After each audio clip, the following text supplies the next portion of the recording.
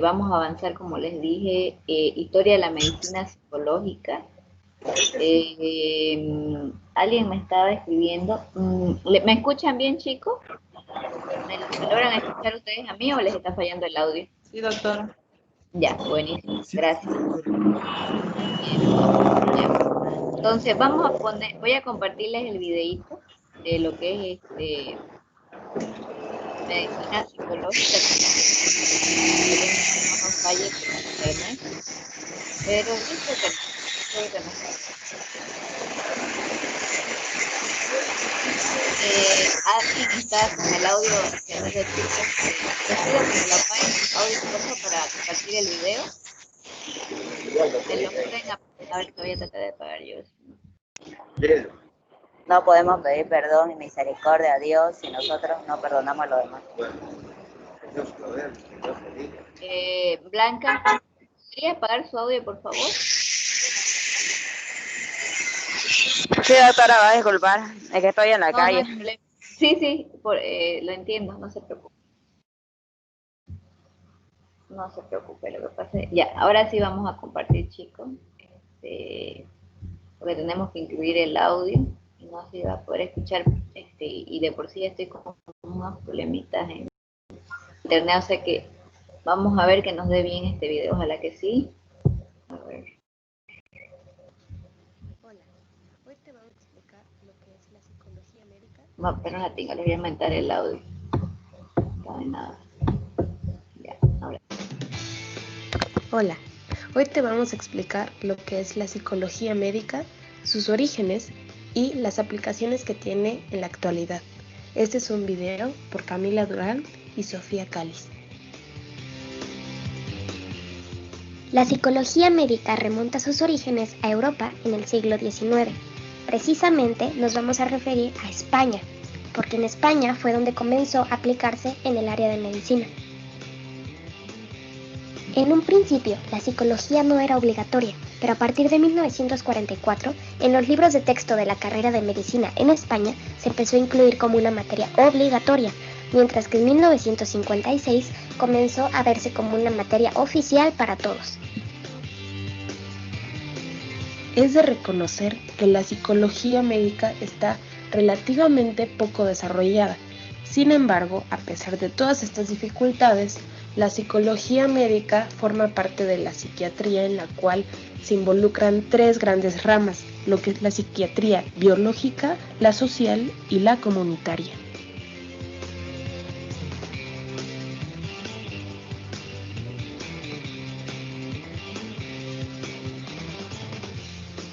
En cierta forma, es cierto que los primeros intentos de aliviar el sufrimiento humano son un antecedente de nuestra actividad, por ejemplo, con el ritual, el gesto y la palabra.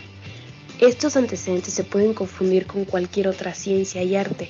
Sin embargo, las diferencias entre estas se definieron con los principios de psicología médica del barón Ernst Freiherr von Fürstensleben.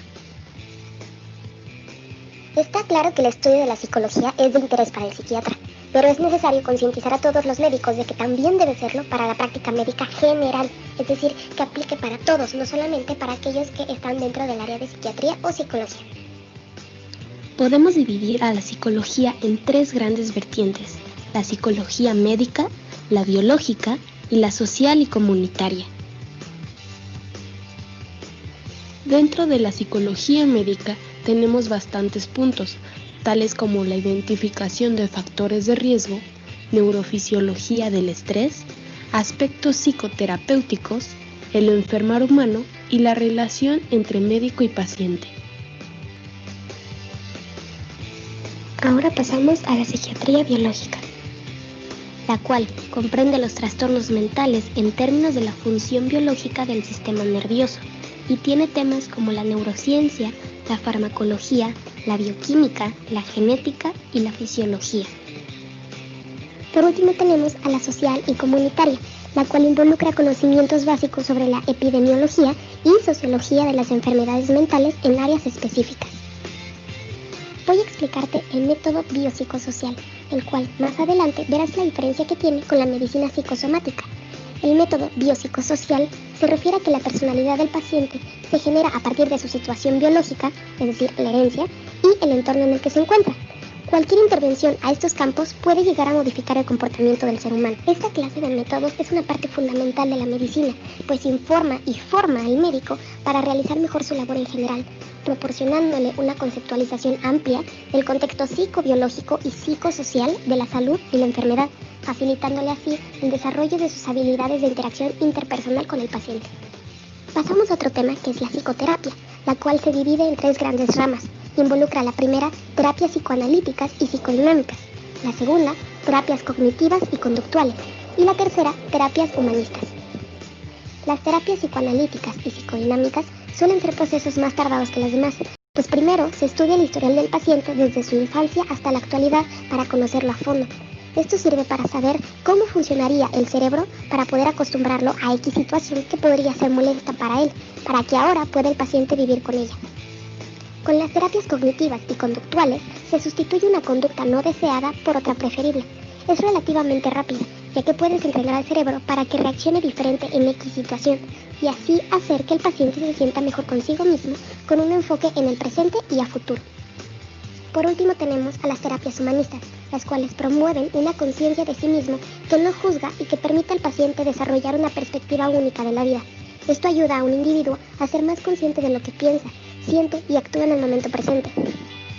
Ahora sí, hablando de la medicina psicosomática, es importante marcar la pequeña diferencia entre la psicosomática y el método biopsicosocial.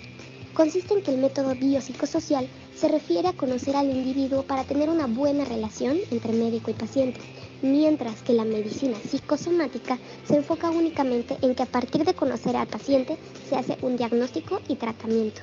Pues psicosoma puede ser definido como el conjunto de necesidades, impulsos y tendencias reguladores del orden endocrino, neurofisiológico, en fin. Entonces, la medicina psicosomática se presenta como una manera de practicar la medicina que tiene en cuenta los factores biológicos, psicológicos y sociales del paciente.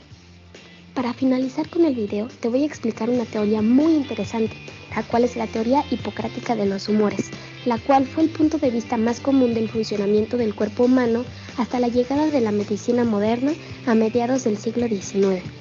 Esencialmente, esta teoría expresa que el cuerpo humano se compone de 4 sustancias básicas, conocidas como humores, y que se debe mantener un perfecto equilibrio entre estos para evitar cualquier enfermedad.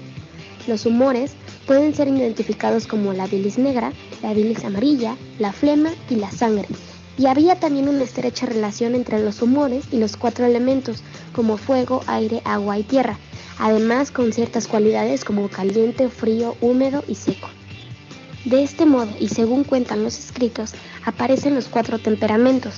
El primero es aquellos con mucha sangre, que serían sociables. Después, los que tienen mucha flema serían calmados. Los que tienen muchas bilis serían coléricos y los que tienen mucha bilis negra serían melancólicos. Vamos a describir de manera más detallada cada temperamento. El primero se le conoce como hombre flemático, la cual es una persona reflexiva, tranquila, justa e incorruptible, poco comprometida pero simpática. Adoran la buena vida y les gusta poco el trabajo. Después tenemos al hombre melancólico. Es una persona inquieta, muy reflexiva, inestable y ansiosa. Adora el silencio, la soledad, se olvida de su entorno y se distraen fácilmente. Después pasamos al hombre sanguíneo. Es alegre, enérgico, vigoroso y con potencia. Son personas de muy buen humor, apasionadas y que brindan confianza. Y por último pasamos al hombre colérico. Esta persona es perseverante, rápida en sus decisiones. Aspira a lo grande, activa y extrovertida. Son personas ambiciosas, individualistas y exigentes consigo mismas. Esperamos que te haya gustado muchísimo este video y que hayas aprendido mucho acerca de la psicología médica. Agradecemos tu atención y con esto nos despedimos. Gracias.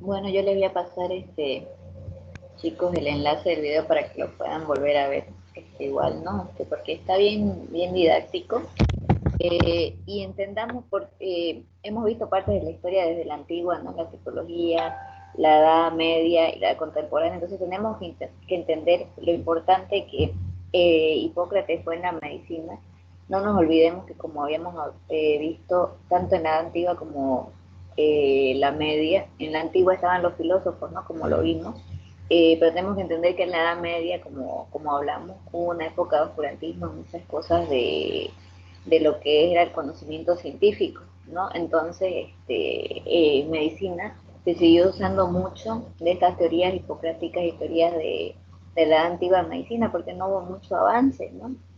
Entonces, inclusive, eso explica mucho por qué se usaban las sangrías antes, no solo en psiquiatría, porque en psiquiatría también se usó en medicina en general, ¿no? Con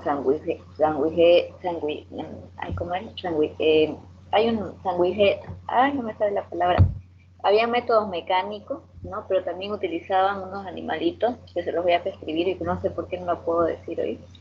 Sanguijuelas, eso, sanguijuelas, ¿no? Porque estos animales se encuentran usualmente en los ríos y succionan sangre del ser humano, ¿no? Y esto lo utilizaban para hacer lo que ellos llamaban sangría, ¿no? Entonces, este método, que no crean, es un poco, ahora que nosotros lo pensamos desde nuestro pensamiento moderno, nosotros no entendemos, ¿no? Pero tenemos que entender que en ese tiempo tenían otro tipo de pensamiento, ¿no? Seguían siguiéndose por tipo dogmas, ¿no? Filosóficos, de teorías que les parecían lógicas en ese tiempo, pero que no estaban totalmente demostradas, ¿no? Y como no hubo mucho avance, entonces prácticamente estos métodos se continuaron desde Hipócrates hasta la Edad Media en muchos casos, ¿no? No es que no hubo otras personas que no hablen, no es que hubo, pero fue muy poco en comparación con la Edad Media, además de que de por sí se perdió mucha información, ¿no? Por la quema de la Biblioteca de Alejandría. Entonces, la gente armó lo que pudo, ¿no? Con lo que tenía de información, y los médicos lo mismo, ¿no? Entonces, con lo que sabían, con lo que se acordaban, tuvieron que partir de eso, ¿no? Y fue ya desde que nació el Renacimiento con el humanismo, ¿no? Y de nuevo, ¿no? El Renacimiento se llama porque vuelve a nacer, ¿no? La edad de la luz, ¿no? Y la iluminación, el conocimiento, etcétera. Y ahí de nuevo empezamos, como ya hemos visto, ¿no?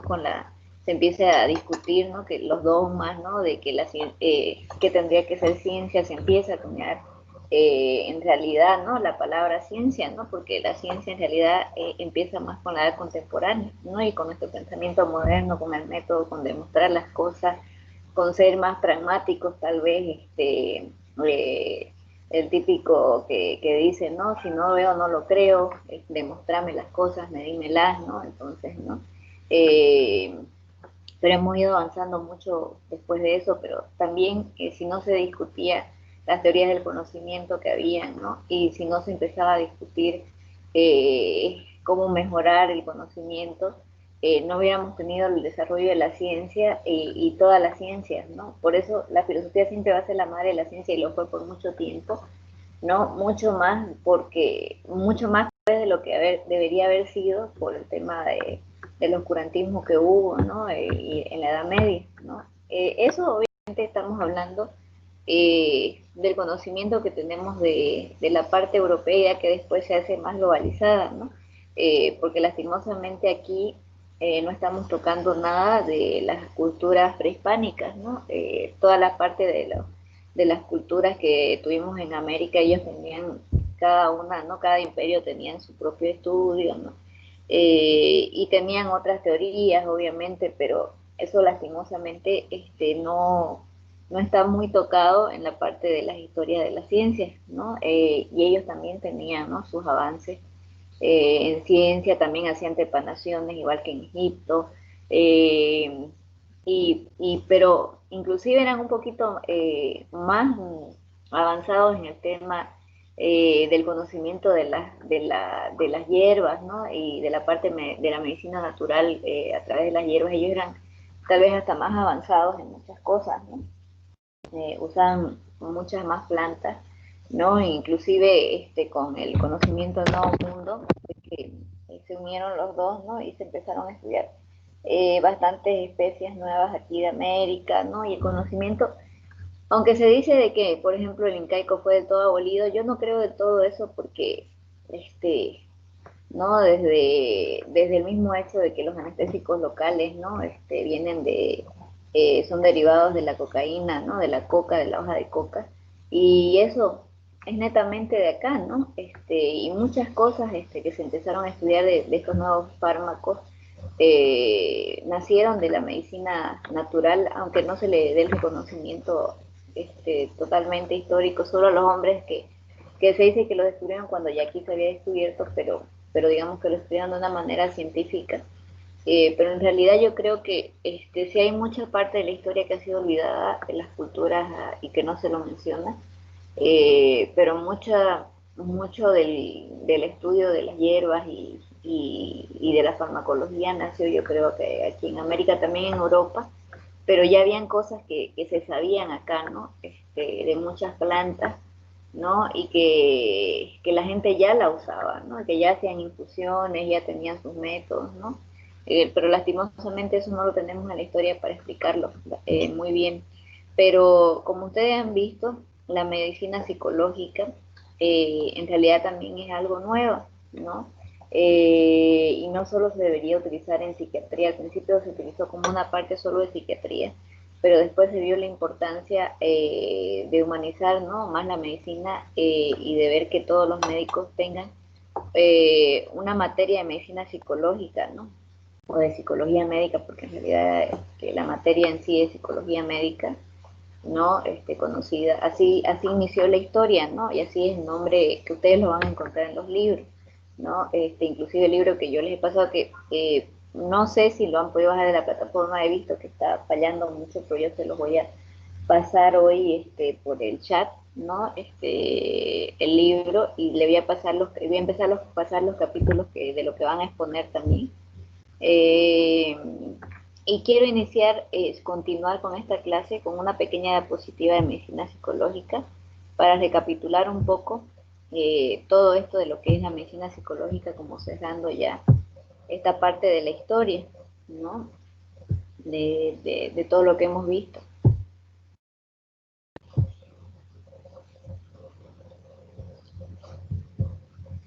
Lo voy a agrandar esto un poquito y después me salgo, porque están en letras muy chicas y no lo voy a poder ver.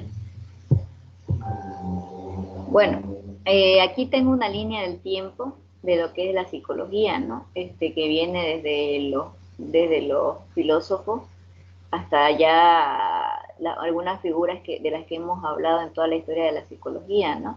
Y tenemos a Sócrates que decía, ¿no? Conocimiento de sí mismo, ¿no? El famoso conócete a ti mismo. Platón, ¿no?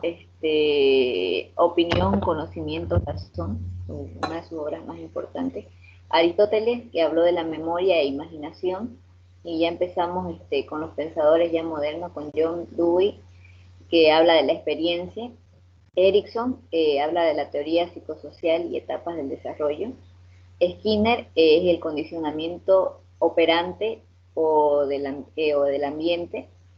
Piaget, que les he dicho mucho que es una figura súper importante en el ciclo vital, ¿no? En las teorías del ciclo vital y del desarrollo, que él justamente habló y hizo un estudio y observación de la inteligencia según las etapas, ¿no? Y es un gran aporte hasta el día de hoy.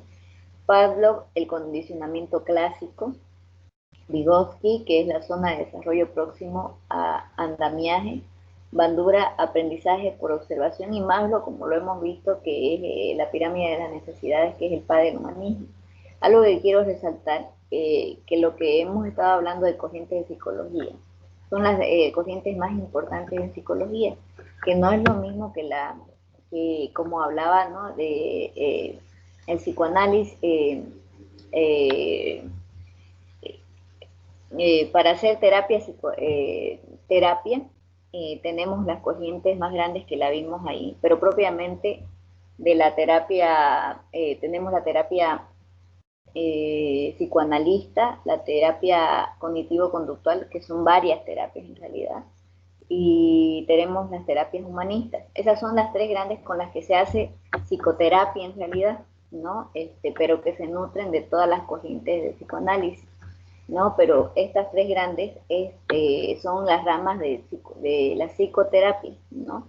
Lo que hablamos de corrientes de la psicología, esas son ramas más grandes, ¿no? De toda la historia de la psicología. Son todas las corrientes del conocimiento en psicología que han sido divididas en esos grupos.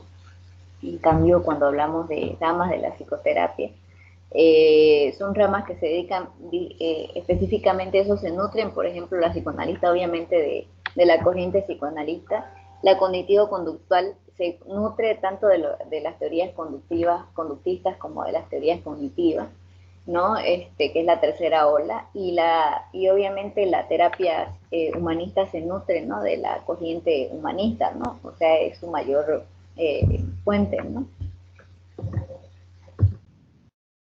¿No? Y este es un repaso que ya lo tenemos un poquito, ¿no? Que ya lo hemos visto. ¿Está pasando, chicos, las diapositivas?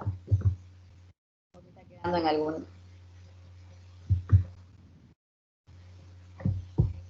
¿Está pasando, chicos, en las diapositivas? ¿Sí? Ya. ¿Cómo? En la primera. Dígame. Ya. Entonces vamos a salir.